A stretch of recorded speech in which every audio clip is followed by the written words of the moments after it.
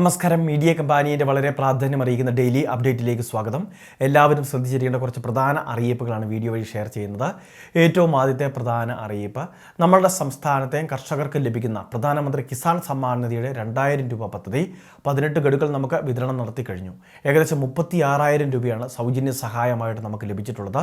ഇതിൽ 19ാമത്തെ ഗഡു വിതരണത്തിൻ്റെ സമയം ഇപ്പോൾ ആരംഭിച്ചിട്ടുണ്ട്. ഡിസംബർ, ജനുവരി, ഫെബ്രുവരി, മാർച്ച് ഈ 4 മാസങ്ങളാണ് ഇതിൻ്റെ ഒരു ഇൻസ്റ്റാൾമെൻറ്റിൻ്റെ ഒരു കാലാവധി എന്ന് പറയുന്നത്. അപ്പോൾ സാധാരണഗതിയിൽ നമുക്ക് 3ാമത്തെ മാസത്തിലാണ് ഈ ആനുകൂല്യം ലഭിക്കുന്നത്. അങ്ങനെ നോക്കുമ്പോൾ ഫെബ്രുവരി മാസമായിരിക്കും നമുക്ക് ധനസഹായം ലഭിക്കുക. ചിലപ്പോൾ ഇത് പുതുവത്സര സഹായമായിട്ട് നേരത്തെ വിതരണം ചെയ്യാനും സാധ്യതയുണ്ട്. ഈ പദ്ധതിയുടെ കർഷകർ ഇലക്ട്രോണിക് KYC പൂർത്തിയാക്കേണ്ടത് അത്യാവശ്യമാണ്. ഇലക്ട്രോണിക് KYC പൂർത്തിയാക്കിയിട്ടില്ലാത്തവർ ഈ കാര്യങ്ങൾ ചെയ്യുന്നതിന് വേണ്ടി ശ്രദ്ധിക്കുക. ഇനി ഇലക്ട്രോണിക് KYC ചെയ്ത ചില കർഷകർക്ക് KYC ചെയ്യുന്നതിന് വേണ്ടി ഒരു അറിയിപ്പ് വരാറുണ്ട്. അങ്ങനെ സംശയമുള്ളവരൊക്കെ നമുക്ക് ഇലക്ട്രോണിക് KYCയുടെ സ്റ്റാറ്റസ് ഒന്ന് പരിശോധിക്കണം. PM കിസാൻ സമ്മാൻ നിധി വെബ്സൈറ്റിൽ ഇതിനുള്ള സംവിധാനമുണ്ട്. അതൊന്ന് ചെക്ക് ചെയ്യുക. KYC ആവശ്യമാണ് എന്ന് പറയുന്ന പക്ഷം ഇത് ഓൺലൈൻ സർവീസ് സെൻ്ററുകൾ വഴി പൂർത്തിയാക്കുന്നതിന് വേണ്ടി ശ്രദ്ധിക്കേണ്ടതാണ്.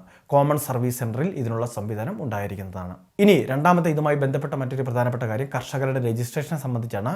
പുതുതായിട്ട് ഭൂമി വാങ്ങിയ കർഷകർക്കാണ് ഇത് ചേരാൻ സാധിക്കാത്തത്. എന്നാൽ 2018-19 കരമടച്ച രസീതും അതോടൊപ്പം തന്നെ ഇപ്പോഴും അതേ ഭൂമിക്ക് നമ്മളുടെ പേരിൽ തന്നെയാണ് കരമടയ്ക്കുന്നത് എങ്കിൽ നമ്മൾ ഈ പദ്ധതിയിലേക്ക് രജിസ്റ്റർ ചെയ്തിട്ടില്ല എങ്കിൽ നമുക്ക് രജിസ്ട്രേഷൻ ചെയ്യുന്നതിന് വേണ്ടി സാധിക്കും. ഇതിന് അവസാന തീയതി ആയിട്ടില്ല. പുതുതായിട്ട് സ്ഥലം വാങ്ങുന്ന കർഷകർക്കാണ് ഇതിൽ ചേരാൻ ബുദ്ധിമുട്ടുള്ളത്.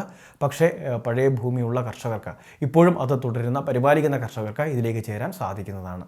നമുക്ക് കരമടച്ച രസീത്, അതോടൊപ്പം തന്നെ റേഷൻ കാർഡ്, ആധാറുമായി ലിങ്ക് ചെയ്തിരിക്കുന്ന മൊബൈൽ നമ്പർ തുടങ്ങിയ കാര്യങ്ങളൊക്കെയാണ് പ്രധാന രേഖകളായിട്ട് കൊടുക്കേണ്ടത്. മൂന്നാമത്തെ ഇതുമായി ബന്ധപ്പെട്ട മറ്റൊരു പ്രധാനപ്പെട്ട കാര്യം കിസാൻ സമ്മാൻ നിധിയിലെ കർഷകർക്കും അതോടൊപ്പം തന്നെ മറ്റു കർഷകർക്കെല്ലാം തന്നെ ലഭിക്കുന്ന ഏറ്റവും വലിയൊരു പദ്ധതിയാണ് കിസാൻ ക്രെഡിറ്റ് കാർഡ് വായ്പാ പദ്ധതി. കാർഷിക ലോണാണിത്. ഇത് ഈടില്ലാതെ 2 ലക്ഷം രൂപ വരെയാക്കി ഉയർത്തിയിട്ടുണ്ട്. 2025 ജനുവരി 1-ാം തീയതിക്ക് ശേഷമായിരിക്കും ഈ ആനുകൂല്യം ലഭിക്കുക. എല്ലാ കർഷകർക്കും ഈ ആനുകൂല്യം ലഭിക്കും.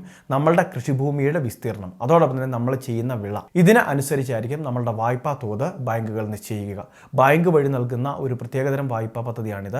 KCC ലോണിൻ്റെ ഭാഗമായിട്ട് ഒരു കിസാൻ ക്രെഡിറ്റ് കാർഡ്, ATM രൂപത്തിലുള്ളൊരു കാർഡ് കൂടി കർഷകർക്ക് ലഭിക്കും. ഇതിൽ നിന്ന് വായ്പ മുഴുവനുമായിട്ടോ ഭാഗികമായിട്ടോ പിൻവലിക്കാം. അതോടൊപ്പം തന്നെ നമുക്ക് ഈ അക്കൗണ്ടിലേക്ക് തന്നെ തുക തിരികെ നിക്ഷേപിക്കുകയും ചെയ്യാം. അക്കൗണ്ടിൽ നിന്ന് പിൻവലിക്കുന്ന തുകയ്ക്ക് മാത്രം നമ്മളിവിടെ പലിശ ഉൾപ്പെടെയുള്ള കാര്യങ്ങൾ അടച്ചാൽ മതിയാകും. അടുത്ത മറ്റൊരു പ്രധാനപ്പെട്ട അറിയിപ്പ്, ഗാർഹിക പാചകവാതക സിലിണ്ടറുകളുള്ളവരാണ് നമ്മളെല്ലാം തന്നെ. ഇത്തരത്തിൽ ഗാർഹിക സിലിണ്ടറുകളുടെ ഇലക്ട്രോണിക് KYC ഇനിയും പൂർത്തിയാക്കാൻ നിരവധി ആളുകളുണ്ട്. എത്രയും വേഗം ഇത് പൂർത്തിയാക്കുന്നതിന് വേണ്ടി ശ്രദ്ധിക്കുക. വയ്യാഴ്കയുള്ള ആളുകളെ സംബന്ധിച്ചിടത്തോളം, അതോടൊപ്പം തന്നെ മരണപ്പെട്ടു പോയവരുണ്ടാകും. ഇങ്ങനെയുള്ളവരുടെയൊക്കെ കാര്യങ്ങളിൽ അവരുടെ ഉടമസ്ഥാവകാശം മാറ്റുക. അതിനുശേഷം അടുത്ത ബന്ധു ഈ ഇലക്ട്രോണിക് KYC പൂർത്തിയാക്കുന്നതിന് വേണ്ടി ശ്രദ്ധിക്കണം. ഒരുപക്ഷെ 2025 മുതലൊക്കെ ഇലക്ട്രോണിക് KYC ചെയ്തിട്ടില്ല എങ്കിൽ റീഫിൽ ഉൾപ്പെടെയുള്ള കാര്യങ്ങൾ നമുക്ക് ലഭ്യമാകാതിരിക്കാനുള്ള സാഹചര്യങ്ങളുണ്ട്.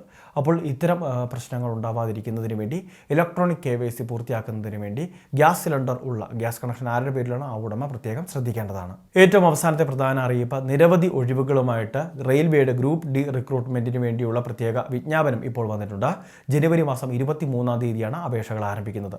18 വയസ്സ് മുതൽ 36 വയസ്സ് വരെ പ്രായമുള്ളവർക്ക് അപേക്ഷ വെക്കാം. അപേക്ഷാ ഫീസ് 500 രൂപയായിരിക്കും. സംവരണ വിഭാഗങ്ങൾക്ക് 250 രൂപയും. വളരെ പ്രധാനപ്പെട്ട കുറച്ച് ഇൻഫർമേഷനാണ് വീഡിയോ വഴി ഷെയർ ചെയ്തത്. ഇതുപോലെ വിവിധ അറിയിപ്പുകൾക്ക് ചാനൽ സബ്സ്ക്രൈബ് ചെയ്യുക, ഫോളോ ചെയ്യുക.